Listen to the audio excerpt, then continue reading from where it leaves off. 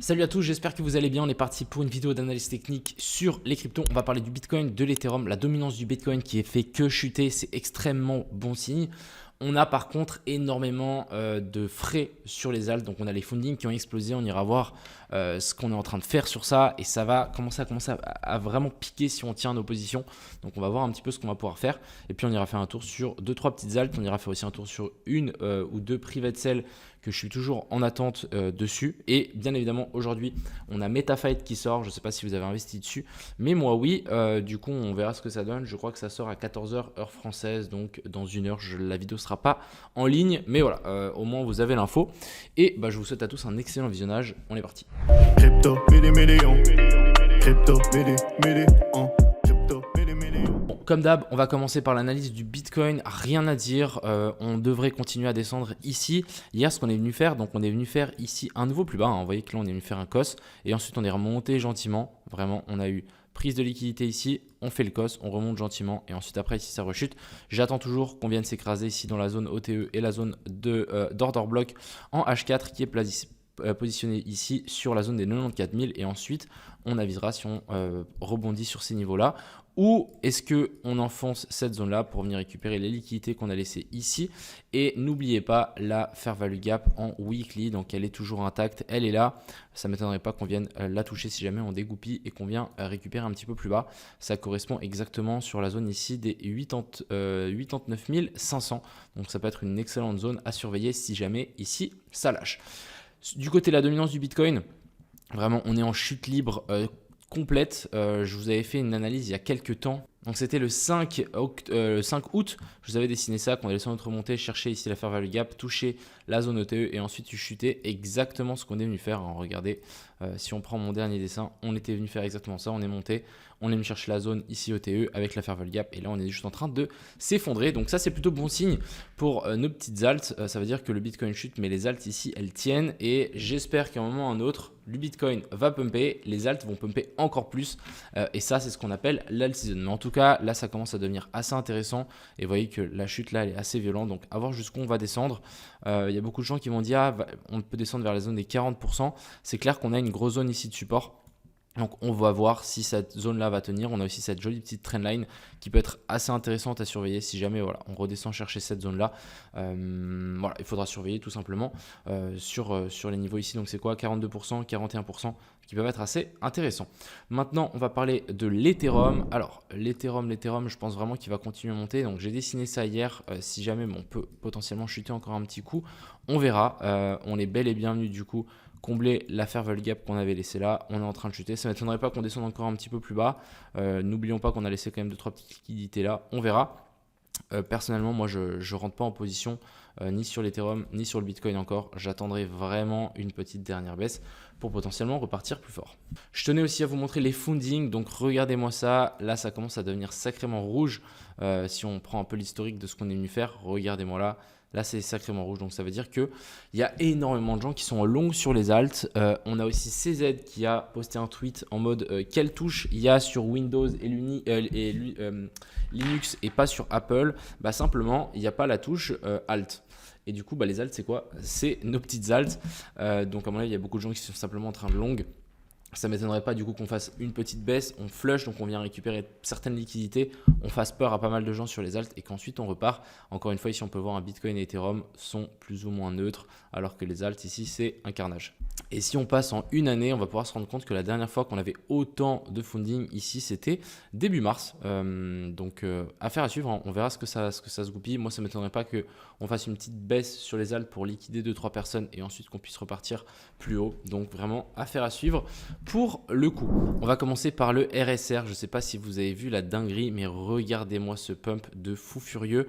On avait eu ici notre petit pattern qu'on kiffe, hein, vraiment changement de caractère, retour dans la fair value gap qu'on avait là et ensuite c'est parti très très fort. Donc sachez que ce genre de pattern, il y a sur le Rune, il y en a une sur le TIA, bref, il y a pas mal de coins qui sont dans la même optique et même pattern, sauf on n'a pas cette énorme bougie. Donc personnellement, moi je patiente, j'ai encore ma position aussi sur le Note. On va suivre ça de très près. On a le W toujours en position dessus. On est revenu faire une petite touchette de notre point d'entrée, mais rien à dire, hein. Je pense vraiment qu'ici il va pouvoir continuer cette petite hausse. Faisons quand même un petit tour sur le Note. Alors, Le note, il est venu faire quelque chose que j'aime pas trop. J'aime pas le fait qu'on n'ait pas venu récupérer cette mèche-là. Vous voyez que là, on la front run, on est reparti. Donc, ok, on verra ce que ça donne, mais j'aurais vraiment voulu qu'on prenne ces liquidités parce que là, en laissant ces liquidités-là, je suis juste en train de me dire que est-ce qu'on ne serait pas potentiellement dans cette correction A, B puis C, on vient récupérer les highs qu'on a laissés là et ensuite après on redescend et on vient récupérer la fair value gap qu'on a là pour ensuite vouloir repartir. Franchement, si on fait ça, ça me saoulerait un peu parce que là, ça commence vraiment à être assez long, même si ici on a quand même cette belle petite tendance ici qui est plutôt bien maintenue. Mais voilà, je voudrais bien qu'on arrive à latéraliser ici, qu'on parte directement beaucoup plus fort vers le haut. On a le pop 4. Hier, je vous avais montré cet énorme sweep. Donc, on est vraiment venu sweep tous les lots. Personnellement, j'ai toujours ma position dessus. Maintenant, il faut vraiment qu'il casse. Donc, déjà, là, on est en 12 heures.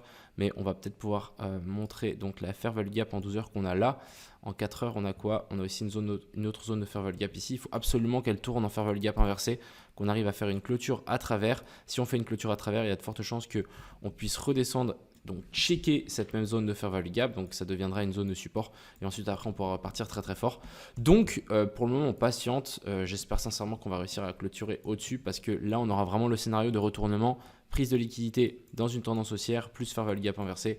Là, ça sera directement pour moi ATH. Mais encore une fois, ce n'est pas fait parce que on n'a pas de changement de caractère ici. Est-ce qu'on a une divergence? On n'a même pas de divergence haussière. On en a une en 4 heures, mais bon, je pense pas que c'est très suffisant. Faisons un petit tour sur le API 3. Ici, on va pouvoir voir que la position qu'on a, on est toujours en hold. Elle commence vraiment à bien prendre. Je pense que j'espère qu'il va s'accélérer et qu'on va commencer à faire des bougies énervées comme ce qu'on était venu faire la dernière fois. Donc, on patiente tranquille et potentiellement on target ici vers la zone des 8 $. On va quand même parler de XRP. Je pense que XRP prend énormément de liquidités sur le marché actuellement et c'est pour ça aussi, entre autres, que la dominance du Bitcoin, elle est juste en train de s'effondrer. C'est parce qu'en fait, XRP, les gars, je ne sais pas si vous vous rendez compte, mais on est repassé 3e et on a pris 500% en quelques jours. Donc, c'est vraiment une dinguerie. On va bientôt arriver du coup vers l'ATH. Après, voilà, moi, je ne suis pas pour XRP, je ne suis pas contre XRP. Pour moi, c'est pas forcément un projet dans lequel j'investirai. Mais en tout cas, ce qu'on peut voir, c'est qu'à chaque fois qu'on a fait un pump, ça s'est bien corrigé. Et là, on repart un peu dans le même scénario où on fait genre juste un pump gigantesque, il n'y a pas de correction, il n'y a rien.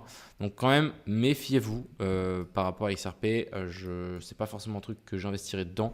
Après, voilà, je suis peut-être pas le meilleur type pour vous en parler.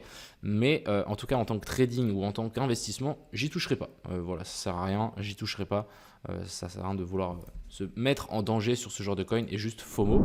Et on va finir ici avec notre petit Solana. Alors j'ai toujours ce potentiel scénario qui peut largement bien se passer. Rien ne me dit qu'il va se passer, hein, encore une fois, mais ça serait assez intéressant.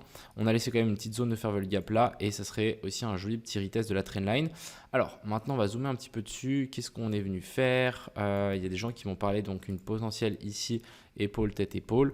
On est en train de casser cette zone là. On est dans la dernière zone de FVG, hein. Déjà là pour moi on est dans une petite potentielle zone de support. Vous voyez qu'on est venu récupérer cette zone ici de FVG. Après voilà, on a encore ces liquidités qui sont placées juste ici. Donc pour moi ça ferait quand même assez de sens à un moment ou à un autre qu'on vienne récupérer ça pour ensuite vouloir repartir vers le haut. Et je ne mettrai pas forcément une bille sur le Solana encore. Je voudrais bien voir pourquoi pas une autre chute. Si vraiment on descend vers la zone ici des 190, ça serait pour moi super intéressant de potentiellement se positionner dessus. Et on va finir ici avec le corps, hein, c'est la position que j'attends. D'ailleurs, je vais remonter parce que je sens que je vais l'oublier si je le laisse ici en bas dans la liste. En gros, si on peut voir là, le graphique ici, on est venu faire un nouveau plus haut. On a corrigé et on a laissé une petite zone de fair value gap en daily ici sur la zone des 1.35. Donc pour moi, ça aurait pas mal de sens qu'on vienne récupérer donc cette fameuse zone ici vers la zone des 1,135 pour ensuite vouloir repartir plus haut. Et on va finir avec une petite pre-sale que j'étais rentré dessus. Donc c'est My Lovely Planet. J'ai mis du coup 10 000 $. Regardez à combien je suis. 135 000 $. J'en ai donc 233 000. Ça veut dire qu'il y a quand même des pre-sales qui reprennent un petit peu de force et ça c'est plutôt bien.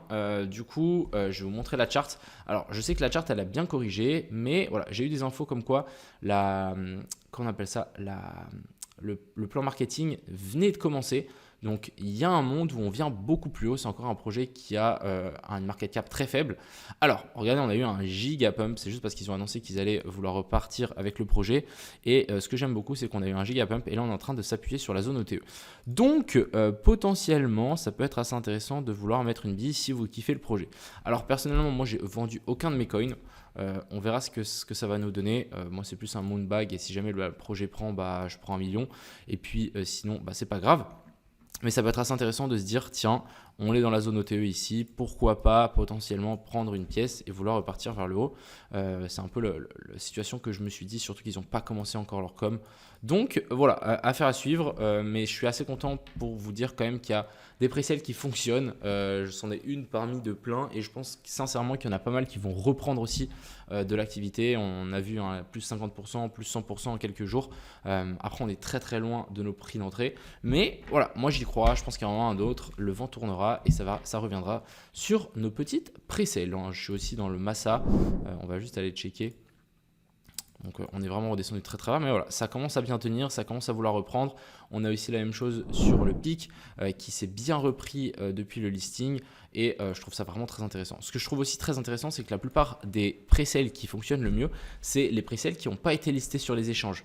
Comme par hasard, je pense que les échanges, c'est vraiment la plus grosse mafia que vous pouvez avoir sur les cryptos. C'est vraiment genre, ils prennent des tokens et ils vous les dumpent à la gueule et ils n'ont même pas du tout les mêmes, on va dire les mêmes problèmes que vous parce qu'ils sont déloqués.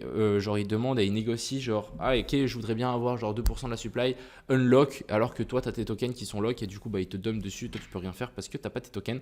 Donc vraiment j'ai l'impression que c'est un peu une petite mafia, mais une fois que du coup tout ça se met en place etc, que leurs projets reprennent un peu de puissance, là ça peut partir très très fort. Donc voilà, sur ce les gars, je vous souhaite à tous une agréable fin de journée. C'était Crypto Millions, ciao.